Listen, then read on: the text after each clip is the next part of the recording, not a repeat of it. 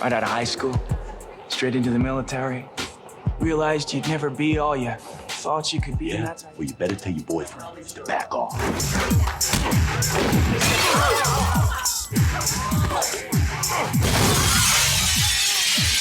The time you go to sleep tonight, I'm gonna own this building. In a conflict zone in Iraq, a group of al-Qaeda militants has captured several American soldiers. A Marine named John Triton watches the situation unfold from a distance. His superiors instruct him to wait for backup before taking action. But when John sees that the soldiers are about to be executed, he decides to ignore orders and intervene. He bursts into the room where the hostages are about to be executed and quickly takes out the entire enemy team, rescuing the hostages. The next day, John is called in by his colonel and handed a letter of resignation for not following orders. John tries to explain the situation, but the colonel thanks him for his service, praising him as one of the best, and sends him home. I'm a Marine. One of the best. Remember that. Devastated, John returns to California where his wife, Kate, is overjoyed to have him home safely after so long. Kate and John spend intimate time together. Although Kate is eager to be with him, John finds it difficult to adjust to civilian life and begins working as a security guard to keep himself busy. I know it's not going to be easy for you, John. We'll figure it out together.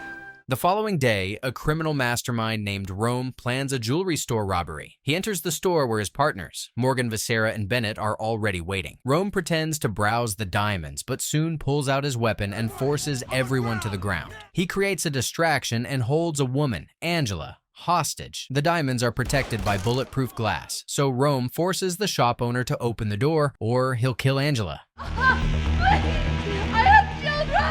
Once the door is open, Rome hands Angela a weapon, revealing that they were working together. They take all the diamonds and leave. When the shop owner becomes aware of Rome's identity, Rome immediately shoots him. As the criminals flee, a police car arrives at the scene, prompting Rome to open fire on the officers with a machine gun, while Morgan shoots up their patrol car. They blow up the patrol car and escape in their vehicle. Later, the police suspect one of the store employees might have been involved. The same diamonds that were delivered just 24 hours ago.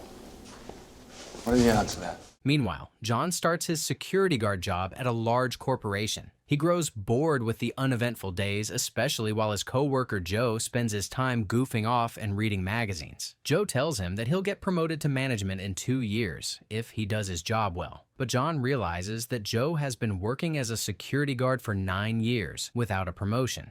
How long you been working here? 9 years. How come you're not in management? Things take a turn when they receive a call about a man causing a scene on the 12th floor, throwing a tantrum and yelling at his ex-girlfriend. John and Joe rush to the scene, and John is forced to physically drag the man downstairs. When the man's bodyguards arrive, he taunts John, leading to a fight. John easily defeats the bodyguards and throws the man out of a building window. Furious, the man tells John that he will get him fired and leaves. Because when you clock in, you're fired! Unfortunately, John's actions cost him the job, and it turns out that this is his first and last day as a security guard. John and Joe take a break and talk for a while. John admits that all he knows is the military, and he struggles to adjust to regular jobs like ordinary people. He tells Joe that being a Marine meant everything to him. Joe tries to comfort him, reminding him that the only constant in life is change, and that he should appreciate the time he gets to spend with his family if that's what life has in store for him. But your life's not over. I mean, it's changing, but you gotta learn to change with it. Meanwhile, Rome and Angela are back in their hotel room, where Angela expresses concern about the scene they caused at the jewelry store. She says that killing all those people has put them at risk. Rome explains that he killed the store manager because he revealed his real name, and that the rest of the robbery went as planned. He reassures Angela that she has nothing to fear from him, and promises he will never harm her. He then starts kissing her passionately. Just then, Rome gets a phone call from someone who demands that he return the stolen diamonds in exchange for $6 million. They agree to meet the following day, and the call ends. I've gained control. Joe drops John off at home, and John asks him to keep what happened at work a secret, which Joe agrees to. When John returns home, Kate asks about his day, and he lies, saying everything went smoothly. However, moments later, their TV shows a news report about the violent altercation involving a security officer, and Kate realizes it was John. Seeing how much he's struggling, Kate suggests they take a trip to relax and clear their minds. John is hesitant at first, but agrees after a little persuasion. Nowhere, anywhere, it doesn't matter. That's not the point. I've been thinking a lot about it. The next day, Morgan picks up a car from a repair shop for the group. The man suggests that Morgan take a minivan, but Morgan sneaks away with a brand new Cadillac. Elsewhere, John and Kate begin their trip to the mountains. After driving for a while, they stop at a gas station to grab some snacks. Coincidentally, it's the same gas station where Rome and his crew are stopping. John heads into the store while Kate stays in the car. While Rome is filling up the gas, a police car arrives, causing the criminals to become nervous. The officer doesn't recognize them and strikes up a conversation with Rome. The others watch the situation from inside the store. As Rome is talking with the police officer, for no apparent reason, Morgan becomes anxious, walks up behind the officer, and shoots him in the head. With no choice left, Rome opens fire on the other officer. When John hears the commotion outside, he tries to investigate but is knocked unconscious by Bennett. Angela shoots the store clerk as the criminals rush out of the store. They decide to take John's truck and spot Kate sitting in the car, deciding to take her hostage in case the police try to stop them. As John begins to regain consciousness, he sees Kate being taken away forcefully by the group. When he manages to pull himself together and stand up, Morgan shoots at the gas tank, causing a massive explosion at the store. Miraculously, John survives the blast without injury. He quickly gets out and sees the criminals driving away. He helps the injured officer inside the car, gets into the police car, radios for backup, reports the situation, and begins following the criminals. 4 men, 1 woman, headed southbound on I-95 in a black Navigator. Rome realizes John is following them and instructs the others to open fire on him. The criminals continue to attack John, but his military training makes him unfazed. Rome then tries to force him off the road, but John is persistent and follows them without hesitation. John chases the criminals while bullets rain down on him. John crashes into Rome on the road, forcing him to drive into the woods. Eventually, Rome drives toward the edge of a cliff, and they open fire on John, forcing him to drive off the edge. The car goes into the sky as the criminals continue shooting until it explodes in midair and crashes below. Fortunately, John jumped out of the car before the explosion. The criminals arrive at the scene and assume he is dead. Meanwhile, Kate, frantic and screaming, accuses them of murder, causing Angela to lose control. In a fit of rage, Angela points a gun at Kate, but Rome stops her, reminding her that Kate is their insurance. When Morgan tries to fight with Viscera, Rome gets angry and tells them to stop and think about how they can escape instead of fighting each other. Since their car is wrecked, they decide to make their way through the swamps to avoid being caught. Angela knocks out Kate when she insults her. Angie, why'd you do that? Now Morgan's got to carry her. At the same time, Detective Van Buren arrives at the gas station and hears about John's radio call. He is soon notified of the cliff accident and drives to the location. As he arrives, John, still alive, emerges and tells Van Buren that his wife has been kidnapped. The detective tells John that the case is now in the hands of the police and refuses to let John pursue the criminals, warning him how dangerous they are. Undeterred by the threat, John is determined to rescue his wife, and Van Buren tells him to hurry if he wants to save her. Without hesitation, John heads off in pursuit. I've seen what these guys can do. You better hurry.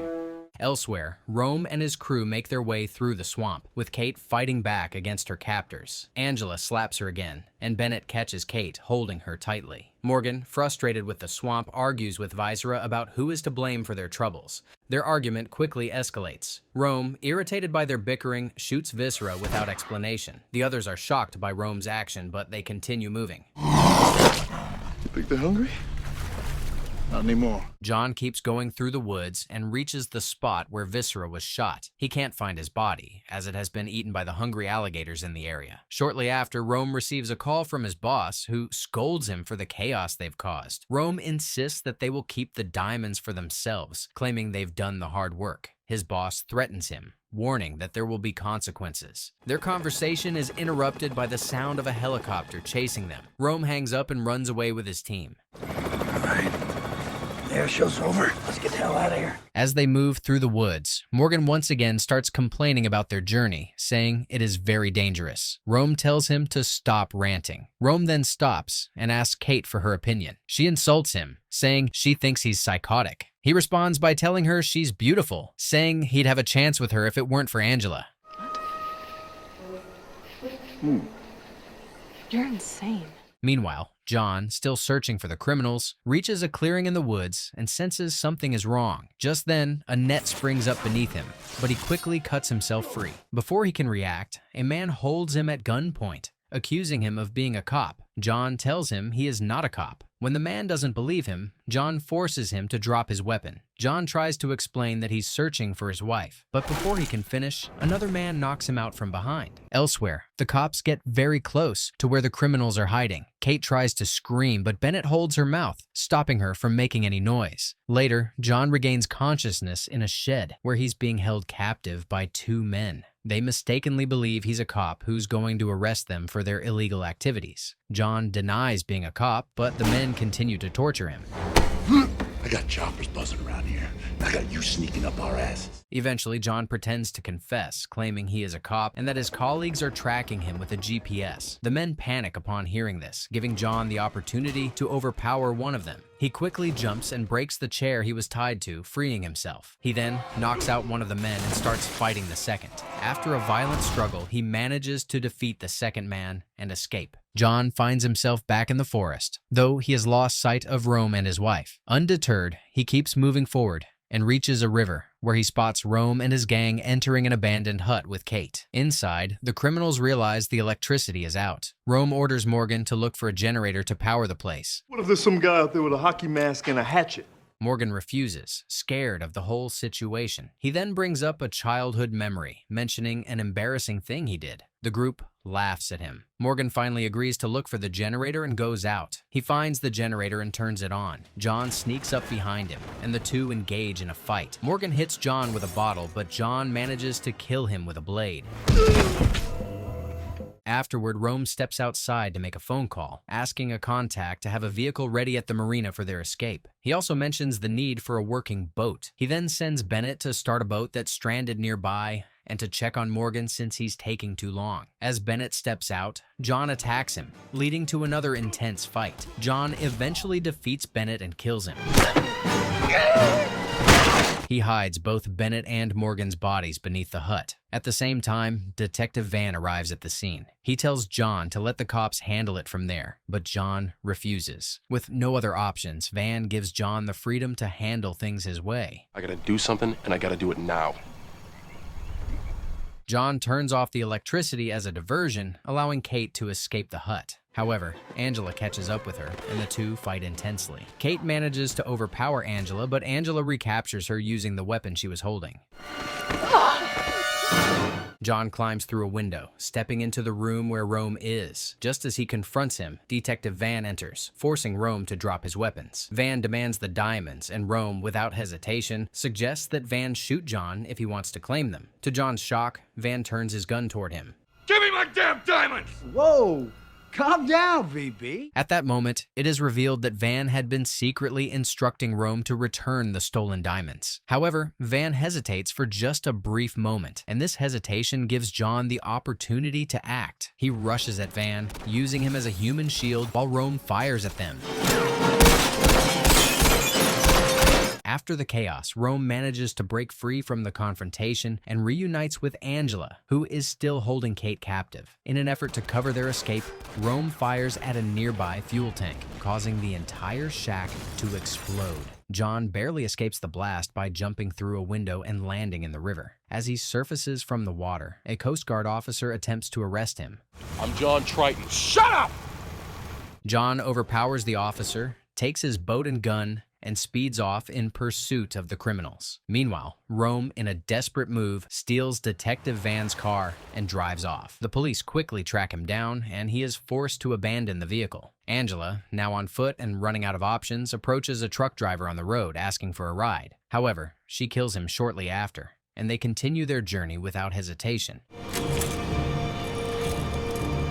While still on the boat, John hears a report on the radio about the truck driver's murder. His mind races, remembering the conversation he overheard between Rome and his contact earlier. Suspecting they are headed to Rita's marina, John follows the trail. Upon reaching the marina, he spots Rome driving a truck and quickly climbs aboard. With determination, John grabs Angela by the neck and throws her through the truck's windshield, killing her instantly and spilling the stolen diamonds all over the ground. In an effort to shake John off, Rome drives the truck into a line of shacks. Despite the violent attacks, John manages to hold on for a while, but eventually he is thrown from the truck, which crashes into a building, leading to a massive explosion. Rome, seeing that he can't drive the truck anymore, abandons it, leaving Kate handcuffed inside. John, relentless in his pursuit, rushes after the truck, which has crashed through a building and into the river. He finally confronts Rome in a fiery warehouse. The two engage in an intense and brutal fight, with John inflicting severe damage to Rome. Eventually, John overpowers him and throws him into the flames. As John turns to rescue Kate, he sees her trapped inside the sinking truck. Without wasting a moment, John dives into the water, pulls her out, and performs CPR. After several attempts, Kate begins to breathe again, slowly but surely. Just when they think they are safe, a horribly burned Rome reappears, attempting to strangle John with a chain. John fights back, grabbing the chain and using it to kill Rome by slicing his neck. With the danger now past, John and Kate share a tender embrace, their lips meeting in a kiss. As the police arrive at the scene, John, relieved and exhausted, says they should have gone to the beach instead. The two laugh together, grateful for the peace they've finally found.